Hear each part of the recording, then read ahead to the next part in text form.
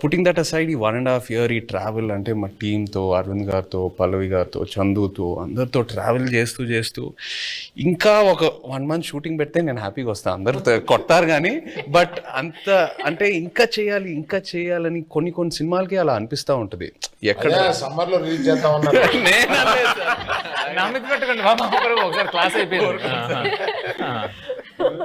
ఈ హెయిర్ ఈ beard you know ఈ లుక్ వల్ల నేను వేరే ఏ ప్రాజెక్ట్ కూడా చేయలేను. It's very unique to this character. నాకు ఎక్కడ నిజంగా ఇబ్బందిగా అనిపించలా.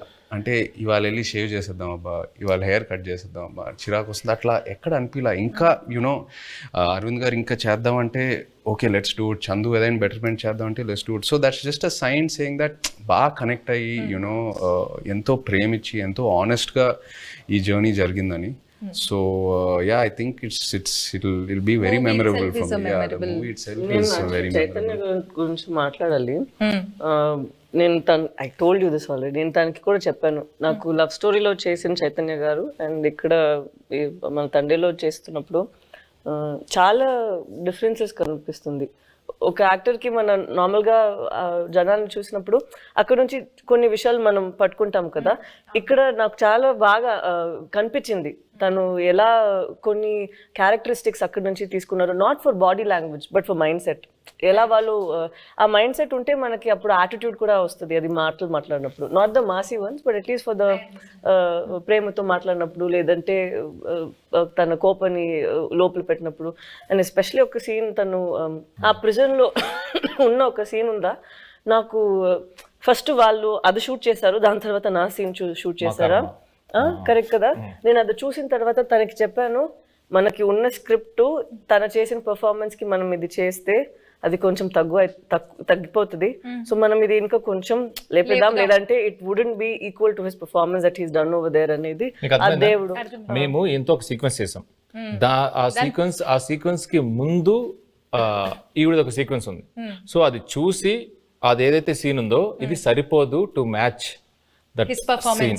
ఎగ్జాక్ట్లీ. సో అలా నాకు అనిపించింది. It was too honest for me. అప్పుడు నేను చెప్పిన మనం ఇక్కడ ఇది ఇంకా బెటర్గా ఇది చేయాలి, లేదంటే ఇది తగ్గిపోతుంది, దీనికి అది తగ్గిపోతుంది అని we had to do even that way. So I have to give it to him that than just saying. తను డౌట్ వచ్చింది, అంత బాగా చేశాడు కదా, నేను ఇంకొంచెం లేపాలి దీన్ని అని నువ్వు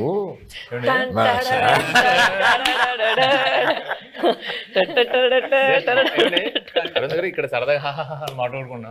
ఒక్కసారి ఇమాజిన్ అండి, సెట్ లో నాకు రామోజీ ఫిల్మ్ సిటీలో వాకింగ్ చేసుకుంటూ అటు ఇటు తిరుగుతూనే ఉన్నాను. ఇంకా నయం జేబులో చేతులు పెట్టుకున్నా. సీరియస్లీ ఈయన ఒకటే డైలాగ్ ఉంటుంది స్ట్రాంగ్ గా, మీరు అంత స్ట్రాంగ్ గా రాయాలని కానీ నేను పొంకాలు రాసేవాడిని.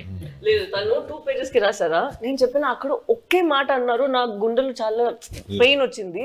అది ఎంత బాగుంది, మనం కూడా అంతే ఒక పంచ్ ఇద్దామని నేను అడిగితే 2 pages ఉందండి. అలా ఏం లేదండి, అది నైట్ షూట్. తను చెప్పింది కాబట్టి నేను ఒక విషయం ఆనెస్ట్ గా చెప్పాలి తన గురించి. ఆపర్చునిటీ తీసుకుందామని తీసుకోండి. ఇప్పుడు వరకు నేను పనిచేసిన ప్రతి కో యాక్టర్తో ఎవరో నాకు ఫోన్ చేసి నా సీన్ గురించి డిస్కస్ చేయలేదు. పల్లవి ఫుల్ స్క్రిప్ట్ తీసుకుంటుంది and she called me once before a schedule and discussed about my scenes. అది నాకు చాలా ఇన్స్పైరింగ్ అనిపించింది ఆనెస్ట్లీ. కొంతమంది మేబీ అది టూ మచ్ ఇన్వాల్వ్మెంట్ అలా అంటారేమో కానీ జోక్స్ అపార్ట్, అది మనకు ఒక యాక్టర్కి నంబర్ ఆఫ్ పర్స్పెక్టివ్స్ ఉన్నప్పుడు ఆటోమేటిక్లీ మన మైండ్ ఇంకా బాగా పనిచేస్తుంది and it pushes us to perform better. So అది తను ఫోన్ చేసినప్పుడు నాకు చాలా హ్యాపీ ఫీల్ అయ్యాను. మూవీలో ఎంత ఇన్వాల్వ్ అయ్యారో అర్థం. మనం అందరూ చేసింది ఫస్ట్ మూవీ వస్తుంది, దాని తర్వాతే మన అందరికి మూవీ జనాలు చూస్తారు కదా, జయ గారు పల్లవి గారు అలా ఏం లేదు. సో అక్కడ చూసినప్పుడు ఎంత ఇంపార్టెంట్ మా ఇద్దరిది పోర్షన్, అంతే ఇంపార్టెంట్ తన పోర్షన్ కూడా. సో అప్పుడు ఏమైనా నాకు డౌట్స్ ఉంటే ముగ్గురు దగ్గర ఫస్ట్ ఇక్కడ పోతుంది, దాని తర్వాత తను కొంచెం సేపు తీసుకుంటారు రాయడానికి, ఇక్కడ నేను ఒక కాల్ పెడతాను, దాని తర్వాత ఫైన్ గా అరవింద్ గారు. పల్లవి చందు దగ్గరికి వెళ్తుందంటే డౌట్ కోసం నేను ఇంకా లంచ్ బ్రేక్ తీసుకొని శుభ్రంగా ఒక ½ hour నాప్ వేసి క్యారవాన్ లో అప్పుడు బయటకు రావచ్చు, ఇంకా అప్పుడే డిస్కషన్ క్లోజ్ అవుతా ఉంటుంది.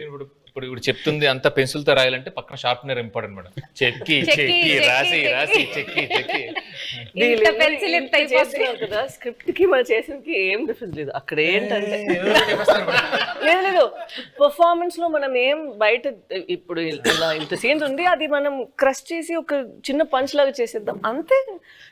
మీరందరూ సడన్ గా ఈ సెషన్ నా గురించి పెట్టిన టైం ఉంది, అదేం లేదు, అదేం కాదు. He did not sign any other film. నేను ఎప్పుడు తను అడుగుతాను, బికాస్ లవ్ స్టోరీ టైంలో also we'd ask what you doing next అని.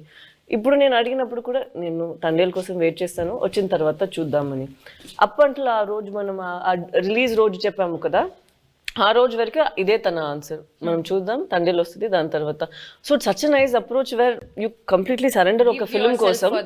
అది సరెండర్ చేసి ఎన్ని రోజులు, ఒక ఇయర్ తీసుకుంటుందా ఓకే అని తను వదిలేయడం నాకు it was very surprising.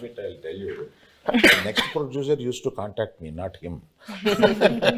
Sir మీది ఎప్పుడవుద్ది, మీది ఎప్పుడవుద్ది, మేము రిలీజ్ 10 రోజుల ముందు కూడా షూటింగ్ చేస్తాము, నా రిలీజ్ డేట్ చూసి మీరు అనుకోండి తప్ప నేనేమి కమిట్ అవ్వను.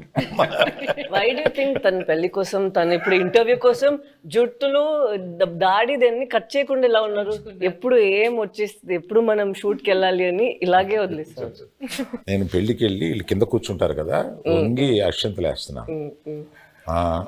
పరిచయం చేశాడు ఈయన, అంటే తెలుసు అన్నట్టుగా ఆమె చూసింది. I have a question sir అంది. పెళ్లిపేటల మీద ఇదేంటి question? When do you show the face of my husband sir అంటే గడ్డం ఎప్పుడు తీస్తా? మా ఆయన మొహం నేను ఎప్పుడు చూడలేదు. గడ్డం లేకుండా భర్తను చూడాలనే కోరిక అది నా చేతిలో లేదని చెప్పుంటాడు ఈయన.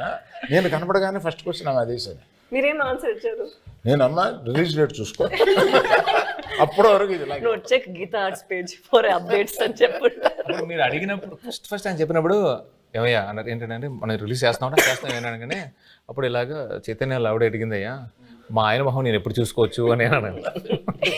Coming back to the movie. కాదు కాదు, ఇందులో మీమ్స్ ఏంటంటే పెళ్లిపేటల మీద నుంచే అరవింద్ గారిని నిలదీసిన.